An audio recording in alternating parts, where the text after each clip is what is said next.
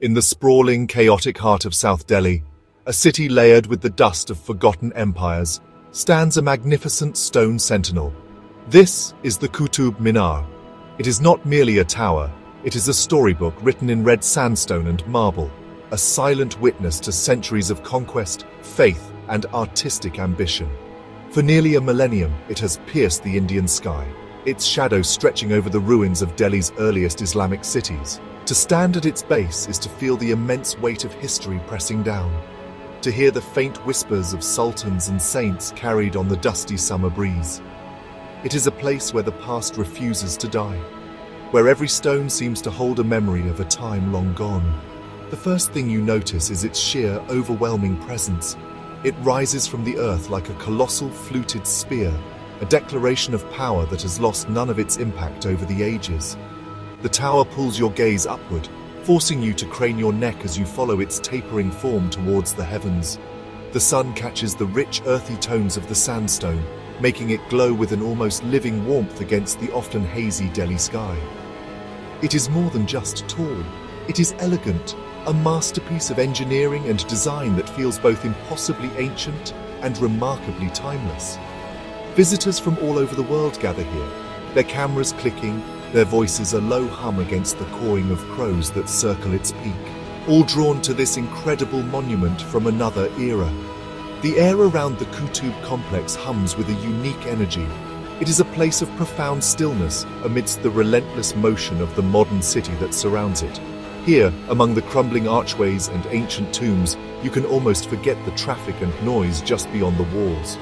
The monument was built to be a minaret, a tower from which the muezzin would call the faithful to prayer. It was also a victory tower, a symbol of a new power that had arrived in India. Its purpose was twofold, a call to God and a message to men. This duality is etched into its very structure, combining the delicate beauty of Islamic calligraphy with the raw, imposing strength of a conqueror's statement. As you walk around the complex, you begin to appreciate the intricate details that make the Qutub Minar so special. It is not a single, uniform structure. It is a collection of stories, built one on top of the other by different rulers over many decades. Each of its 5 distinct stories tells a different part of its history, with varying patterns and materials that mark the passage of time and the changing tastes of its patrons. The lower levels are covered in elaborate carvings and verses from the Quran, their flowing script a testament to the skill of the artisans who created them.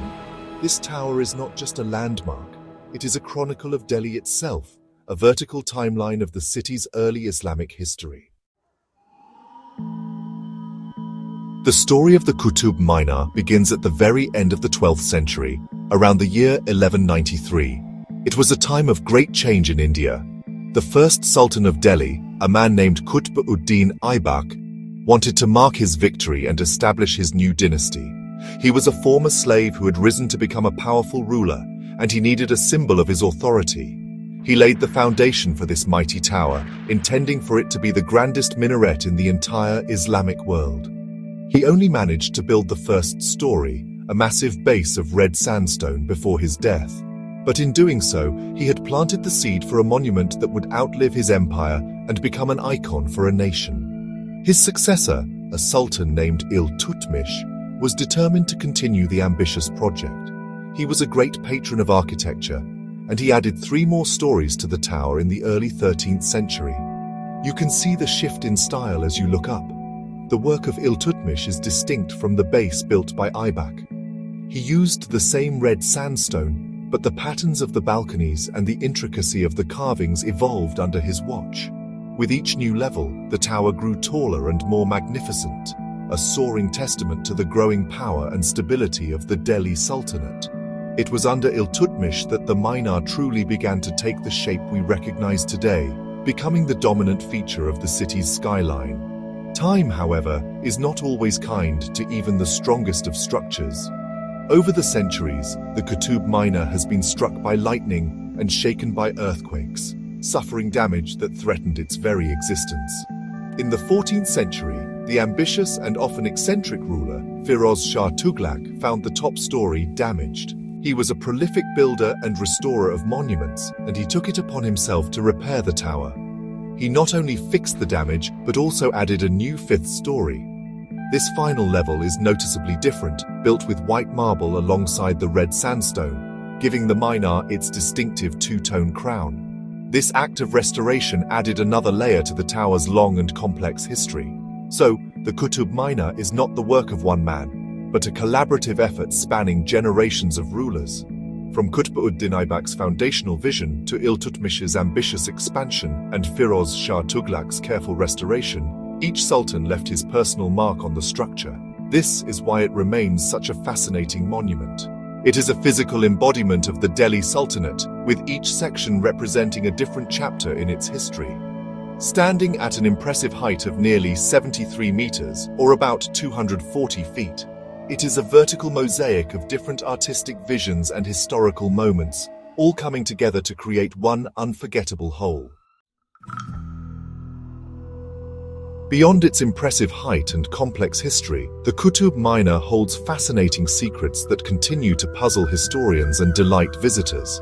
One of the most intriguing is the direction it seems to tilt. If you look very carefully from a certain distance, the tower appears to have a slight, almost imperceptible lean. Some say this is due to the ground settling over 800 years, while others believe it was a flaw in the original foundation laid so long ago. Experts have studied it extensively and confirmed a minor tilt, though it is perfectly stable. This tiny imperfection adds a layer of character to the monument, a reminder that even the grandest designs are subject to the slow, persistent forces of time.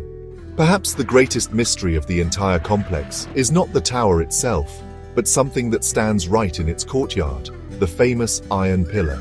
This solid iron column, about 7 meters tall, has stood in the open for over 1600 years, yet it has resisted rust in a way that continues to baffle scientists. It is far older than the Minar, dating back to the Gupta Empire around 400 AD. It was brought to this site and erected here centuries ago. An ancient inscription on it praises a king named Chandra, believed to be Chandragupta II. How the ancient Indian metallurgists created a pillar of such purity that it remains largely corrosion-free is a secret whose answer seems lost to history. The surface of the minar is another source of wonder, covered in beautiful calligraphic bands that contain verses from the Quran. What is truly remarkable is that a lot of the construction was done by local Indian artisans, who were masters of carving stone but were unfamiliar with the Arabic script. It is believed that Islamic calligraphers would draw the inscriptions, and the Indian craftsmen would then meticulously carve them into the sandstone. This fusion of Islamic text and Indian craftsmanship is a beautiful example of the cultural synthesis that was taking place during that period. It represents a meeting of two different worlds. Their skills combined to create something entirely new and breathtaking. Another interesting fact lies hidden in the very stones used to build the surrounding mosque, the Quwwatul Islam, or Might of Islam Mosque, which is the first mosque built in Delhi. If you look closely at the pillars in its cloisters, you will see carvings of Hindu and Jain motifs, bells, flowers, and even figures of gods that have been defaced. This is because the materials used to build this new place of worship were taken from 27 pre-existing Hindu and Jain temples that were demolished by the conquerors. This act was a powerful statement of dominance, but today it serves as a stark and complex reminder of the layers of history, both creative and destructive, that are embedded within this ancient site. Today, the Qutub Minar stands as much more than just a relic of the Delhi Sultanate. It has been embraced as a symbol of India's rich and layered past. In 1993, it was designated a UNESCO World Heritage Site, a formal recognition of its immense cultural and historical importance to all of humanity. It represents a pivotal moment in Indian history, the beginning of a long period of Indo-Islamic rule that would profoundly shape the culture, art and architecture of the subcontinent for centuries to come.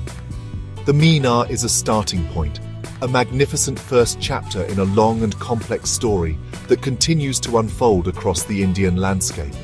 For the people of India, and especially for the residents of Delhi, the tower is a familiar and beloved landmark. It is a place for school trips, family picnics, and quiet afternoon strolls. It features on postcards, in films, and in the collective imagination of the nation. The monument serves as a powerful connection to the past, a tangible link to the sultans who once ruled from the city. In a country that is rapidly modernizing, sites like the Qutub Minar are vital anchors. They remind us of the deep historical roots from which modern India has grown, providing a sense of identity and continuity that is essential for any nation's soul.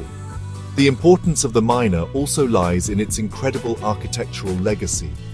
It introduced a new style of building to India, blending Persian and Central Asian designs with Indian materials and techniques. The intricate stonework, the majestic arches, and the sheer ambition of the project set a new standard for architecture in the region. The styles and techniques pioneered here would evolve and influence the design of countless other monuments across India, culminating centuries later in the sublime beauty of Mughal structures like the Taj Mahal. The Qutub Minar is not just a standalone masterpiece, it is the ancestor of a whole lineage of architectural wonders. So the next time you hear of Delhi, think of this incredible tower. It is a monument that invites curiosity and rewards it with stories of ambition, faith, and artistic genius. To walk through its grounds is to walk through time itself. I encourage you to learn more about its fascinating history, and if you ever find yourself in Delhi, make your way to this ancient sentinel. Stand at its base, look up, and let the whispers of the past speak to you. The Qutub Minar is more than just a tourist attraction. It is a timeless piece of India's heart, carved forever in sandstone and marble.